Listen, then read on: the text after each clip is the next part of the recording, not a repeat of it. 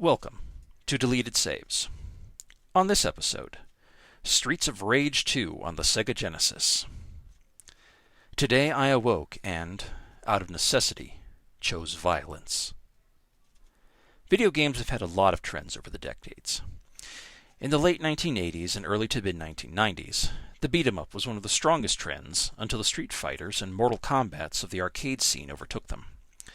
For those not aware of this older genre, a side-scrolling beat-em-up, sometimes called belt-scrollers, usually consists of an urban setting where crime has become so rampant that the police can no longer deal with it, and a number of self-styled vigilantes with extensive hand-to-hand combat training go forth to dispense justice with their fists in a 2D environment. There are many variations within this theme, and the subject of today's talk, 1992's Streets of Rage 2, was certainly not the first of its kind, but it is regarded as one of the best of the genre, especially in the olden days of the console wars.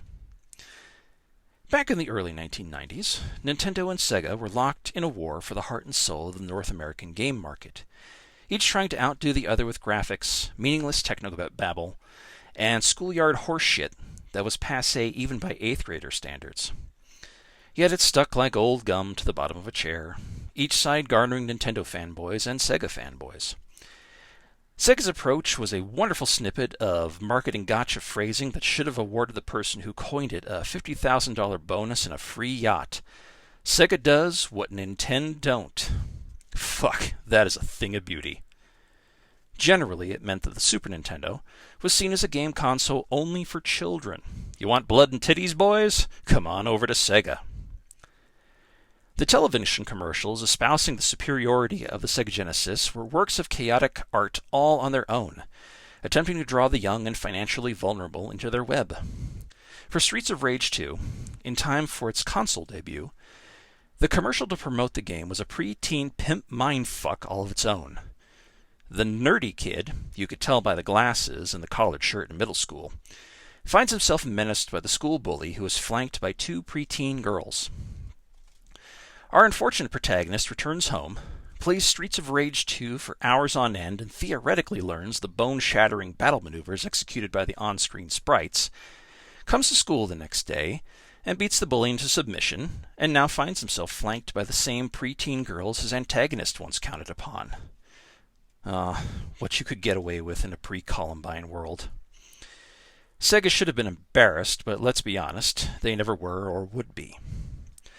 Aside from this borderline child pornographic commercial, the actual story and play of Streets of Rage 2 covers action movie standards. The protagonists of the first Streets of Rage, all police officers, have been forcibly retired for their extrajudicial actions in destroying the gangland empire of a Mr. X.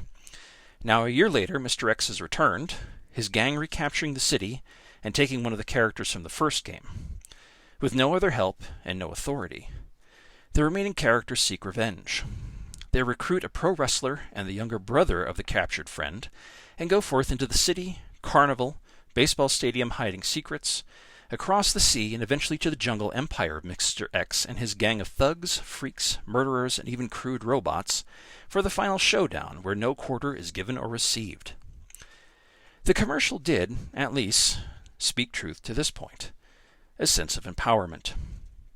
Controlling these characters, the player does feel tremendous physical power. Even in 16-bit, you can just about feel every bruising strike, every skull-splitting kick to the face, every broken back and ravaged limb. And just when the carnage cannot get any more brutal, each player character has not one but two all-or-nothing supernatural attacks at the cost of some health. But even as a gamble, it is far more worth it to use these attacks to clear a room rather than save them for emergencies. And when pitted against unrepentant evil, or at least the dangerously amoral, it can feel good to destroy everything with your fists. But at what cost? There were sequels to this sequel, so were the characters truly successful? As a people, a society, a species, we have debated the use and necessity of violence and war for centuries, often for when it can gain for us personally, nationally, or under the guise of faith.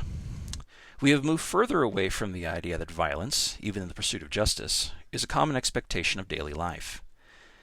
But that ethical philosophy has not made us any less violent as a society or a species, despite millennia of musings and peaceful pushback.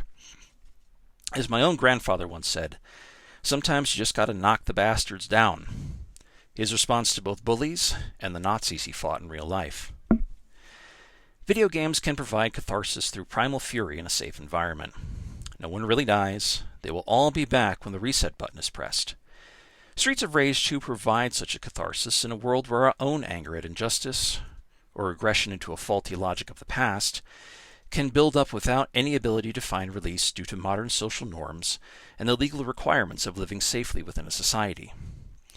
In that way, it is a worthwhile classic of the genre, a useful tool of simple fun and a chance to blow off steam.